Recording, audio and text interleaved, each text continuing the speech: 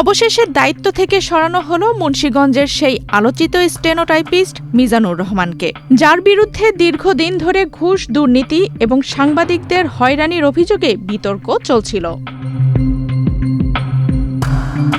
মুন্সিগঞ্জের স্বাস্থ্য খাতে অনিয়মের অভিযোগে ঝটিকা পরিদর্শনে এসে সিভিল সার্জন কার্যালয়ের স্টেনোটাইপিস্ট মিজানুর রহমানকে প্রত্যাহারের নির্দেশ দিয়েছেন স্বাস্থ্যমন্ত্রী সরদার মোহাম্মদ সাখাওয়াত হোসেন।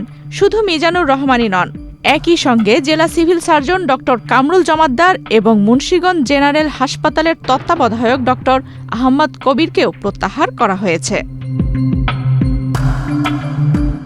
24 এপ্রিল শুক্রবার বিকেলে 250 শয্যার মুন্সিগঞ্জ জেনারেল হাসপাতালে আকস্মিক পরিদর্শনে গিয়ে এসব নির্দেশ দেন মন্ত্রী। পদ্মা সেতু, মেট্রো রেল এবং এলিভেটেড এক্সপ্রেসওয়ে নির্মাণের গর্বিত অংশীদার বসুন্ধরা সিমেন্ট। এ সময় তিনি হাসপাতালের সেবার মান, সরঞ্জাম এবং দায়িত্ব পালনের অবস্থা সরেজমিনে খতিয়ে দেখেন। এ সময় স্বাস্থ্যমন্ত্রী জানান, উপজেলা পর্যায়ে সময়মতো টিকা সরবরাহে ব্যর্থতা, গণমাধ্যমে জলাতঙ্কের ভ্যাকসিন নিয়ে ভুল তথ্য প্রদান এবং কর্মস্থলে অনুপস্থিতি সহ নানা অনিয়মের অভিযোগের ভিত্তিতেই এই ব্যবস্থা নেওয়া হয়েছে। পাশাপাশি অভিযুক্তদের বিরুদ্ধে বিভাগীয় ব্যবস্থাও নেওয়া হবে বলেও জানান তিনি। এবং যে মেয়েটার কথা শোনানো হয়েছে যে সে জলাতঙ্কের টিকা দিতে আসছে, সেই টিকা না পেয়ে এখানে বলছে টিকা নেই, সে 3টি টিকা বাইরে থেকে কিনে এনে দিয়েছে। আর সুপার সাহেব ইন্টারভিউ দিয়েছেন, উনি সবাইকে টিকা দিয়ে পারবেন না, ক্রমে ক্রমে দিবেন। ওনাকে টার্গেট দেওয়া হয়েছে যে এই টিকা আছে, মাসব্যাপী দিতে হবে।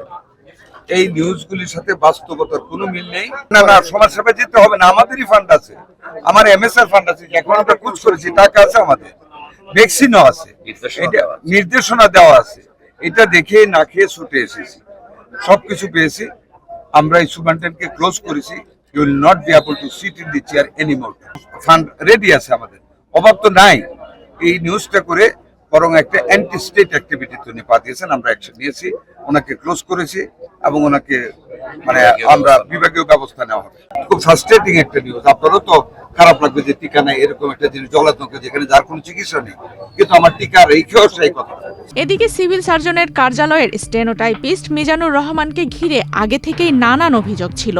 তার বিরুদ্ধে ঘুষ ও দুর্নীতির নানান অভিযোগ নিয়ে সংবাদ প্রকাশ হলে তিনি উল্টো সেই সাংবাদিকদের বিরুদ্ধেই মামলা দায়ের করে হয়রানি করেন, যা স্থানীয় গণমাধ্যম কর্মীদের মধ্যে তীব্র প্রতিক্রিয়া সৃষ্টি করে। পরবর্তীতে সাংবাদিকরা একজোট হয়ে তার অপসারণের দাবি জানান। দীর্ঘদিনের সেই দাবি ও বিতর্কের প্রেক্ষিতেই অবশেষে তাকে প্রত্যাহারের সিদ্ধান্ত এলো, যা স্থানীয় সাংবাদিক মহলে স্বস্তি হিসেবেই দেখা হচ্ছে।